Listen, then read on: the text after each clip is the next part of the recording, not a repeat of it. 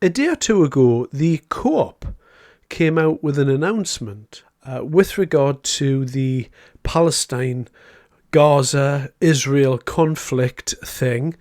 And in essence, it was voted, and here's actually, what that statement was. And it was voted that they were going to attempt by summertime to remove all Israeli products from their shelves. And this struck me as just another act of suicidal self-harm on behalf of a company who doesn't know what its place is.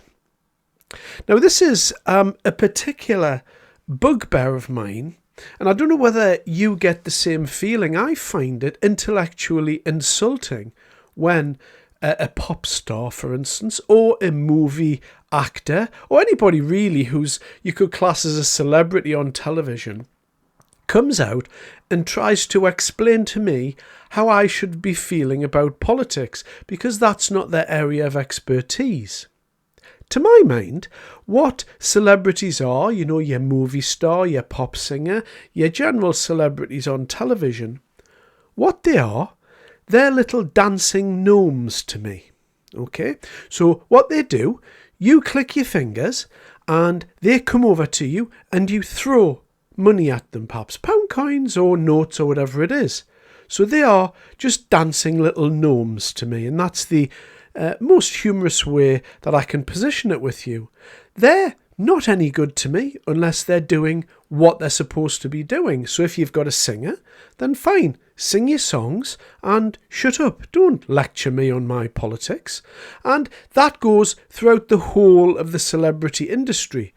Now, if you're a politician or you're in the public eye for that reason, you can come up, jump on your soapbox and lecture me hour upon hour because that's your gig, that's your thing.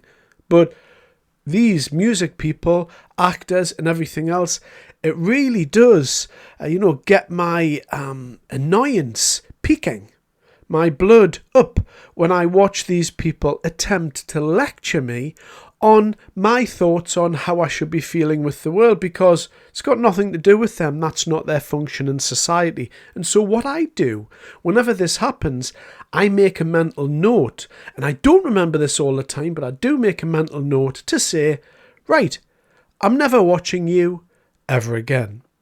Now, I do like watching films that are part of the zeitgeist, listening to music, some music, etc. But it's not that important to me. And so, one of the reasons being is that all of the great films appear to have been made.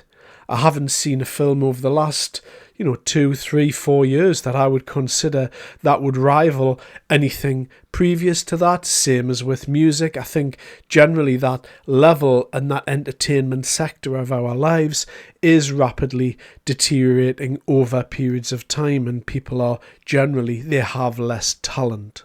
But aside from that, I make a mental note to say, right, I'm not listening to you again. Just for that, just for trying to lecture to me, I'm going to cut you out of my loop. And in that way, I hope to hurt those people financially in my own small way. I recognise that they're not going to be too concerned.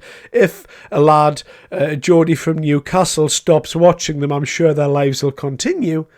But to keep my own sense of self, my own sense of self-respect, that's what I do. I consider them to be dancing gnomes, and I withdraw my support in its entirety. Now, moving on to companies that do try this. This has been tried on a number of occasions, and the list is long, and it's happened so often that indeed we might have forgotten how many times it's happened. So a little list for you here. We've got Bud Light, who brought a gentleman out who was pretending to be something he wasn't, and they generally ruined their brand doing that in their largest market, which is the United States. And they did that on a grand level.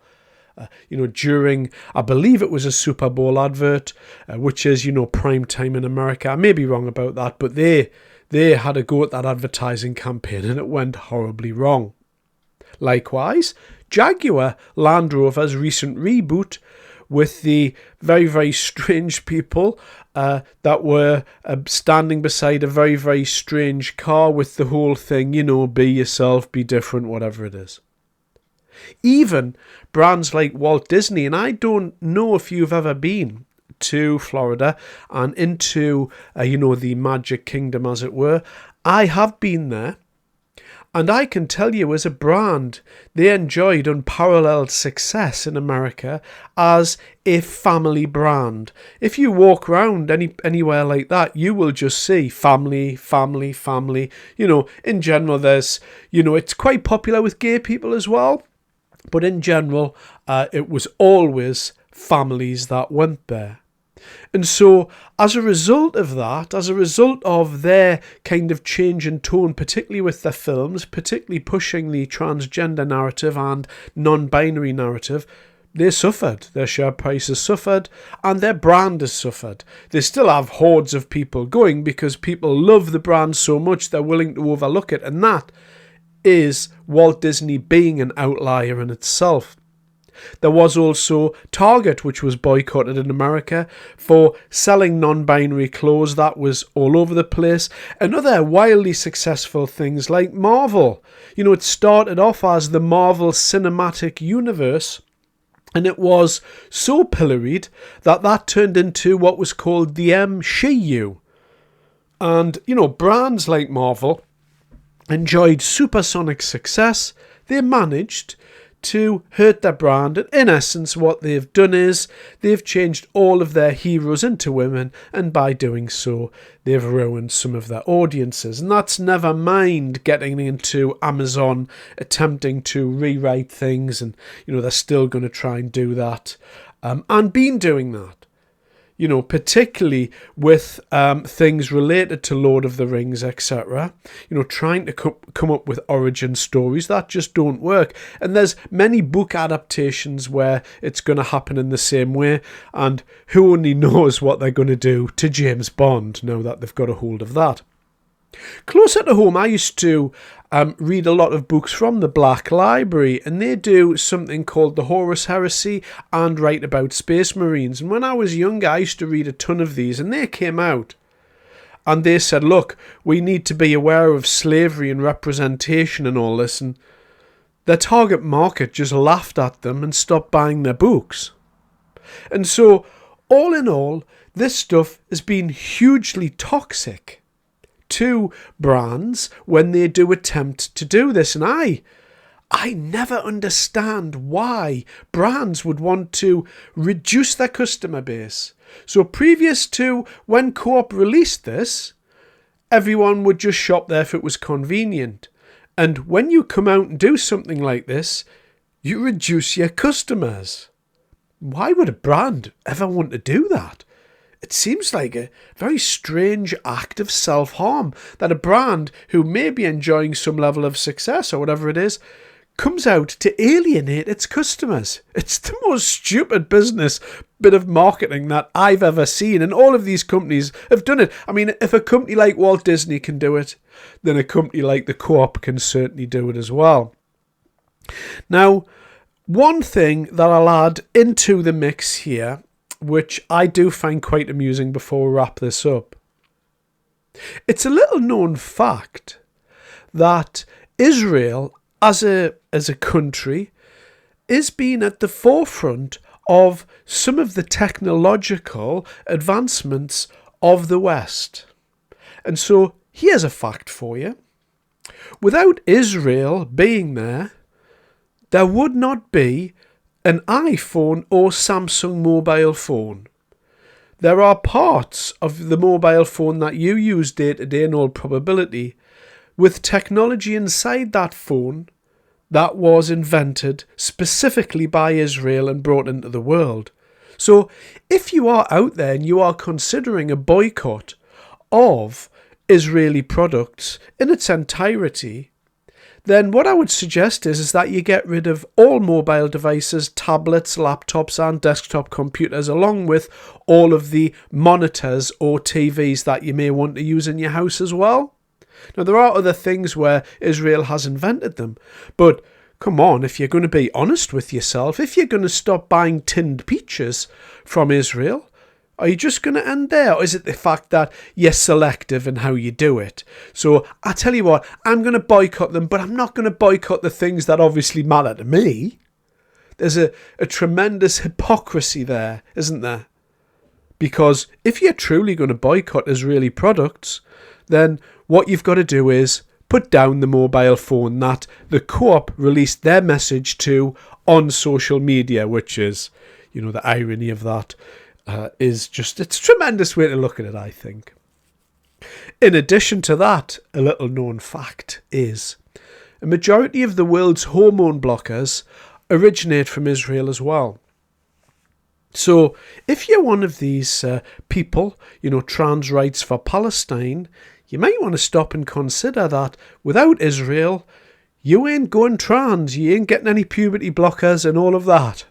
So that's another quite ironic and hypocritical part of it.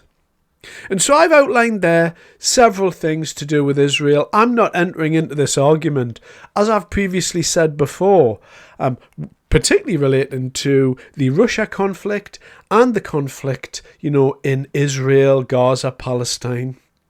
These conflicts, particularly in Russia, have been going on for thousands of years. It's a Balkan war that just keeps happening.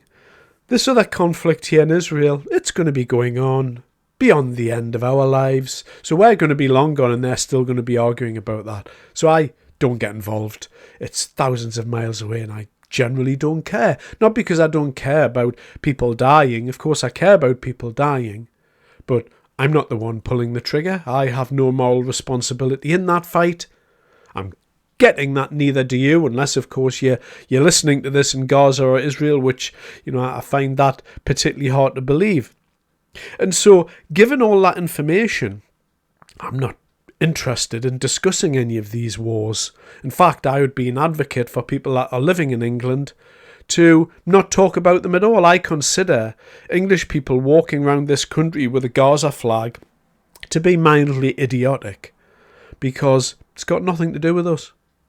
It's a Middle East war, so let the Middle East do as the Middle East does. We've been poking our noses into wars for quite a long time and it hasn't really ever ended well, has it? And so all of these things considered, the Co-op has come out and their boycotting Israeli goods. And so, you know what I'm doing? I'm boycotting the Co-op. It's as simple as that. So I'm not going to shop in the Co-op ever again. And so in my own small way, I'm going to hurt their brand, just like I'm hurting their brand here. But they invite it. In alienating your customer base, you either have a staff of activists or you're a complete moron. Whatever it is, it's of no relevance to me. What a stupid way to position your company, your brand that you've worked over generations for with the public. It's utterly ridiculous. Anyway, thanks very much for your time. I do appreciate it.